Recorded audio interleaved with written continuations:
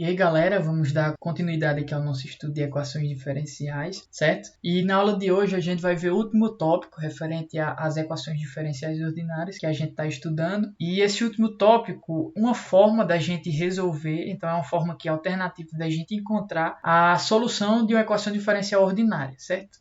A gente chama esse método de solução clássica das equações diferenciais ordinárias. Lembrando que a gente está estudando aqui um tipo de equação diferencial, certo? Um tipo específico, bem específico de equação diferencial, que são as equações diferenciais ordinárias lineares de coeficientes constantes. E devido à propriedade da linearidade, a gente definiu nas primeiras aulas que a nossa resposta, a resposta total da nossa equação diferencial, ela pode ser particionada em duas partes, em duas respostas independentes.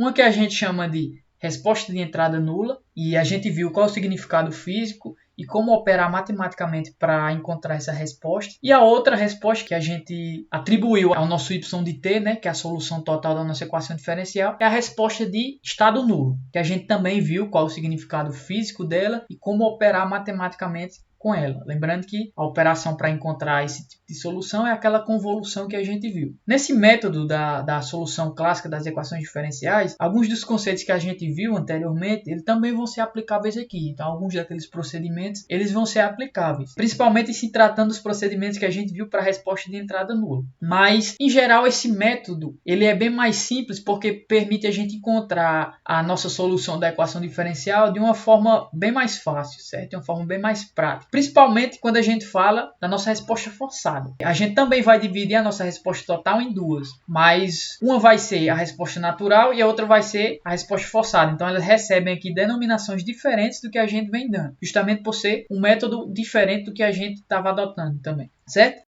A resposta natural, ela vai ser determinada de forma similar ao que a gente viu para a resposta de entrada nula. Então, em termos analíticos de expressão, essas duas respostas elas vão ser bastante similares. E a gente vai ver que existe uma única diferença entre elas. A gente vai ver posteriormente por quê. E a facilitação de utilizar esse método é mais referente à resposta forçada quando se comparada à resposta de estado nulo, certo? Porque que elas vão ser equivalentes para o nosso sistema. A diferença é que as operações matemáticas que a gente vai usar para encontrar esse tipo de resposta, a resposta forçada, é bem mais simples se comparada àquela convolução que a gente fez. Então esse método ele é bem mais prático porque permite essa facilitação na hora de se encontrar as duas respostas. Bom, então vamos lá. Como eu disse antes, a solução clássica é um método que também se utiliza daquela estratégia de particionar a resposta total em duas parcelas. Uma que a gente vai chamar de resposta natural e representar ela como yn de t. E outra que a gente vai chamar de resposta forçada, que a gente vai nomear de yφ de t. Esse yn aqui, embora a escrita seja a mesma, ele não vai ser igual àquele yn que a gente viu na nossa resposta ao impulso. Em termos gerais, a gente pode até considerar que eles sejam iguais. A única diferença entre eles vão ser as constantes, certo? Que vão acompanhar aquelas exponenciais. Então, de antemão, eu já estou falando o seguinte. Esse yn, essa resposta natural, ela, nesse caso, também vai depender dos modos característicos do nosso sistema. Ou seja, para encontrar a resposta natural, a gente vai ter que encontrar explicitamente os nossos modos característicos, certo? E a resposta forçada, yφ de t, ela vai depender única e exclusivamente da nossa entrada, enquanto que a resposta natural, ela não depende da nossa entrada, apenas dos modos característicos, certo?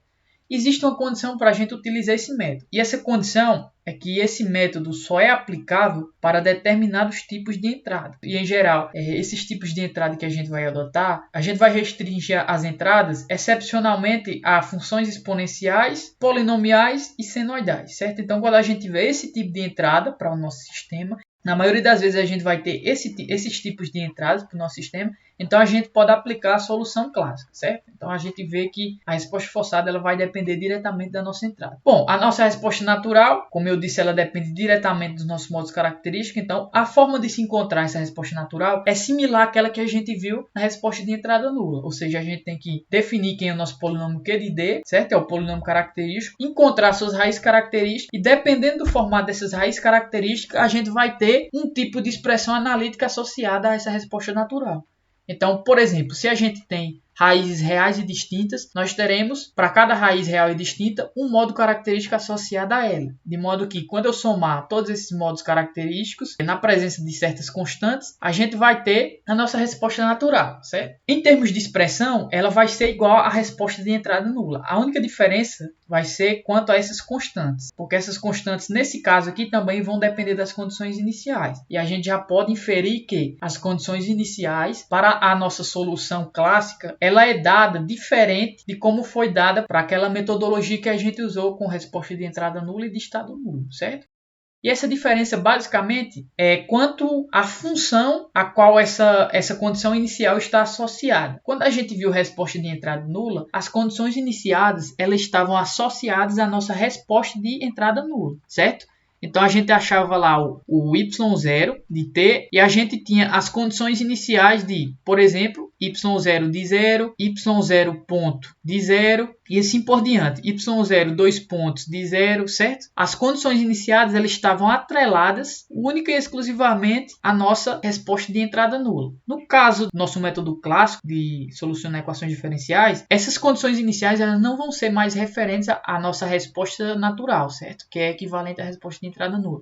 Elas vão ser referentes à nossa resposta total. Então a gente tem que encontrar a forma analítica da nossa resposta total e a partir disso aplicar as condições iniciais, certo? Então a gente vai deixar a nossa resposta natural em termos dessas constantes, ok? Então essas constantes, por enquanto, elas vão ser incógnitas para a gente. E o próximo passo que a gente tem que fazer é calcular o segundo tipo de resposta, que é a resposta forçada. E anteriormente, a gente viu que a resposta forçada ela depende diretamente da nossa entrada. E a gente tem que se perguntar agora como é essa dependência, certo? Qual é essa forma de depender da nossa entrada? E basicamente a forma de dependência da entrada é que a nossa resposta forçada ela vai ter a mesma expressão analítica da nossa entrada. Então a gente viu que esse método ele se restringe apenas para certos tipos de entrada, ou seja, entradas exponenciais, constantes, cossenos e uma composição de funções polinomiais com exponenciais, certo? Se vocês repararem aqui, a gente vai se guiar por essa tabela. Se eu tenho uma função exponencial como entrada, onde o coeficiente do seu expoente não corresponde a nenhuma das raízes características, ou seja, não for igual a nenhuma raiz característica, a gente vai ter que a nossa resposta forçada vai ser um beta multiplicado por essa exponencial, ou seja, vai ser um beta multiplicado por essa entrada x de t, certo? Então a diferença entre essas duas respostas é apenas uma constante. Agora, se a gente tem que o expoente da nossa exponencial é igual a uma raiz característica do nosso sistema, então a gente tem que, além de multiplicar pelo beta, multiplicar por um termo t, certo? Que é para tornar essa resposta linearmente independente, certo?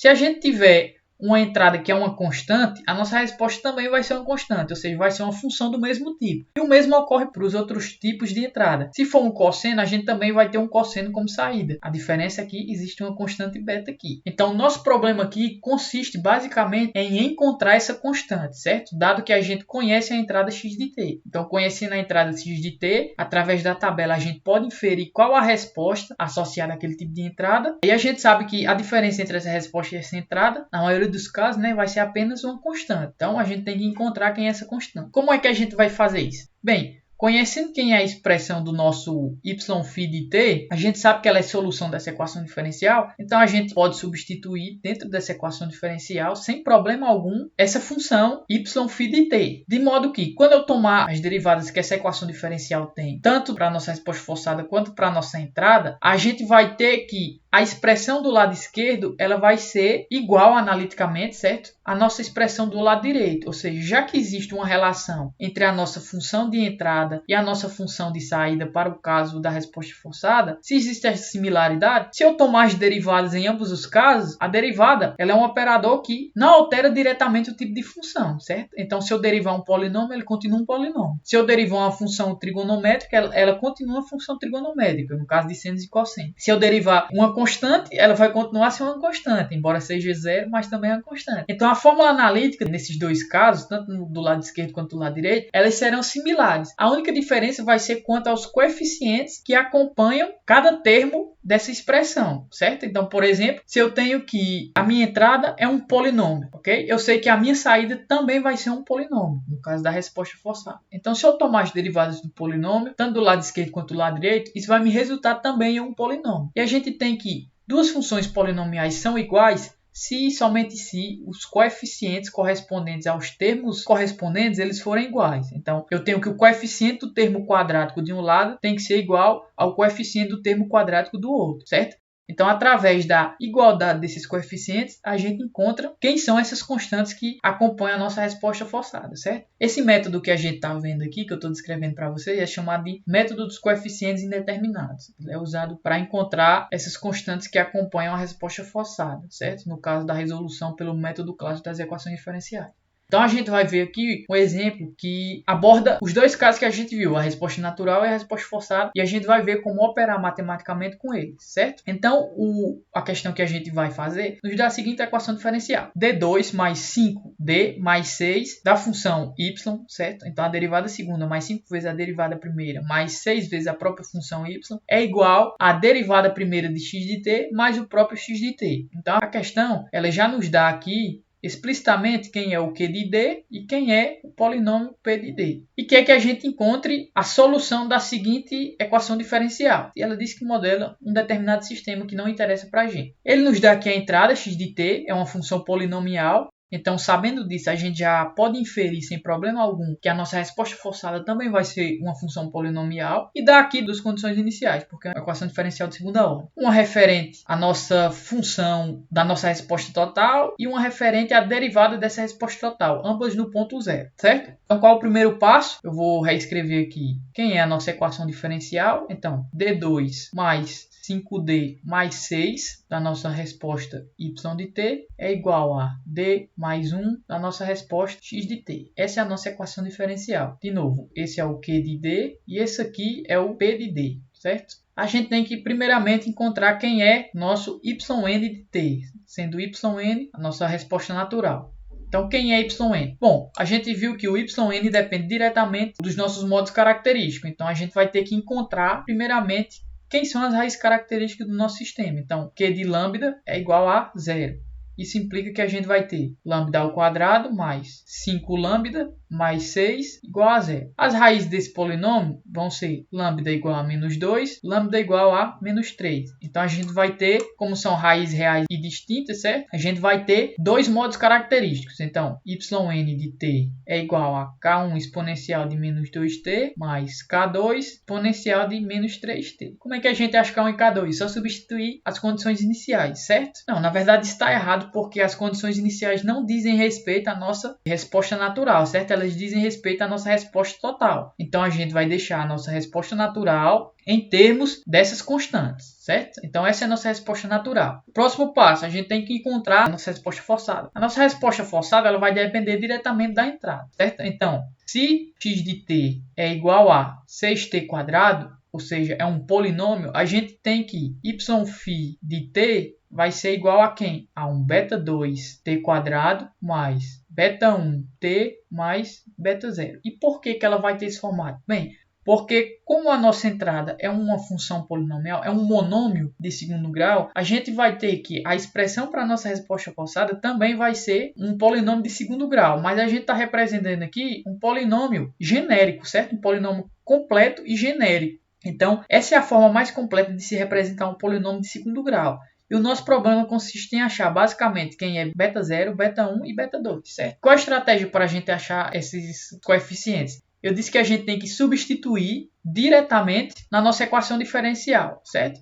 E é justamente o que está feito aqui. Então, se a gente vai substituir diretamente, a gente tem que calcular quem é a derivada segunda, a derivada primeira e a gente sabe quem é a própria função. Então, o que a gente vai ter é o seguinte. Vamos começar pela derivada primeira. Então, quem é y' ponto de t? A gente deriva uma vez essa função. Então, vai ser 2 beta 2t, certo? Porque aqui o grau diminui, mais beta 1. Essa é a primeira derivada. Quem é a segunda derivada? Eu derivar a derivada de ordem 1. Então, y' de t, 2 pontos, é igual a 2 beta 2. Certo? Porque beta 1 é constante, então fica 0. E a gente tem, pela nossa equação diferencial aqui, que vai ser d2, certo? Aplicado à nossa função, mais 5d1 aplicado à nossa função, mais 6 vezes a nossa própria função. Então, vai ser o d2, que é 2 beta 2, mais 5 vezes d1, então vai ser 10 beta 2t, mais 5 beta 1, mais 6 vezes a própria função. Então, vai ser 6 vezes cada termo desse. Então vai ser 6 beta 2t quadrado mais 6 beta 1t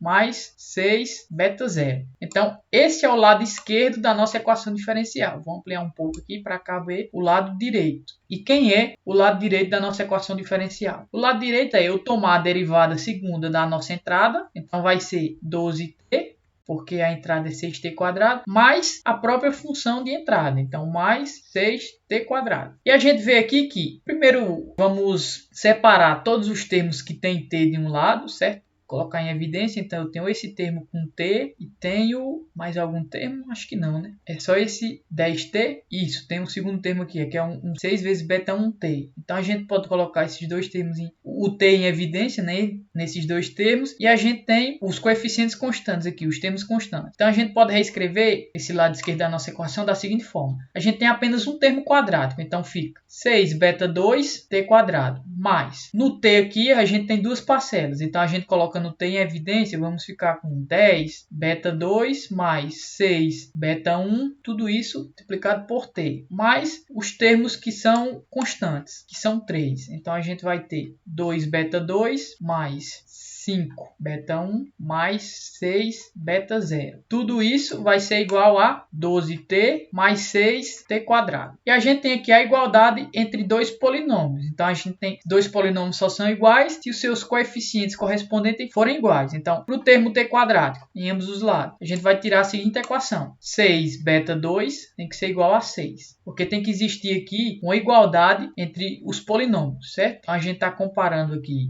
esse polinômio com esse. O termo t em ambos os lados, a gente tem aqui 10 beta 2 mais 6 beta 1 é igual a 12. E os coeficientes independentes a gente tem apenas do lado esquerdo. Como não tem do lado direito, a gente considera que isso é zero. Então, 2 beta 2 mais 5 beta 1 mais 6 beta 0 é igual a 0. Então, a gente tem aqui três incógnitas e três equações. Essa primeira a gente tira aqui. Beta 2 é igual a 1, certo?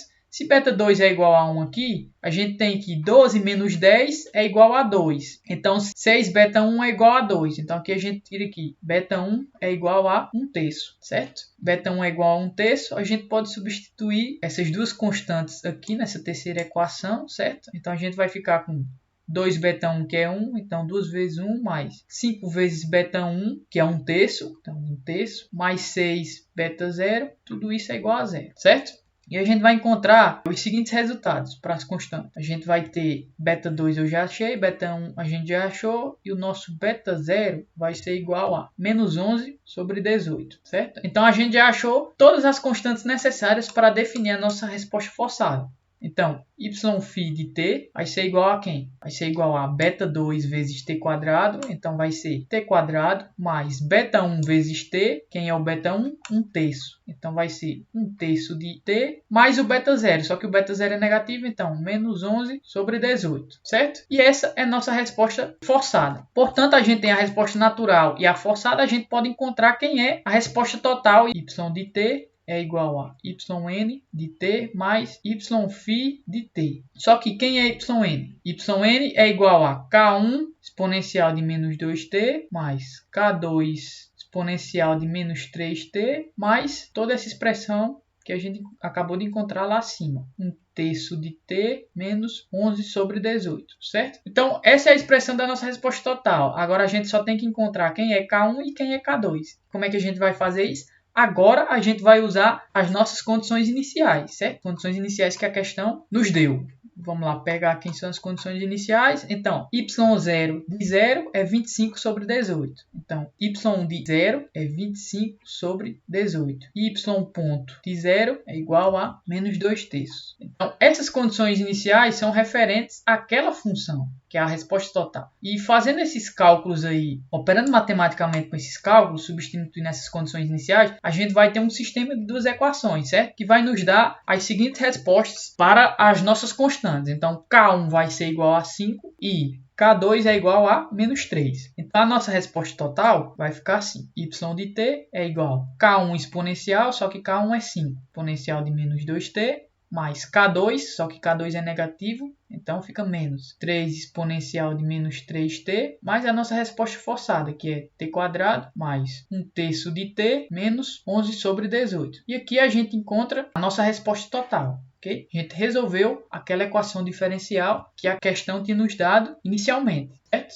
Então, aquele y de t que a gente achou é a solução dessa equação diferencial. Se vocês quiserem resolver pelo método que a gente aprendeu anteriormente, vocês podem comparar as duas respostas dessa equação diferencial e vocês vão ver que eles são a mesma coisa, eles são iguais. Então, fica aí para vocês como prática resolver da forma antiga que a gente viu, comparar as duas e, claro, também exercitar esse método de resolução, certo? Porque ele vai ser bastante importante para a gente, já que ele é bem mais objetivo nessa questão de calcular as respostas das equações diferenciais. A gente não tem que calcular convolução, por exemplo. Então, pratiquem um pouco sobre isso. Eu sempre recomendo aqui o livro do Latte, dessa vez não vai ser diferente. Vejam alguns exercícios que tem lá e pratiquem bastante resolvendo equações diferenciais. Por hoje é isso.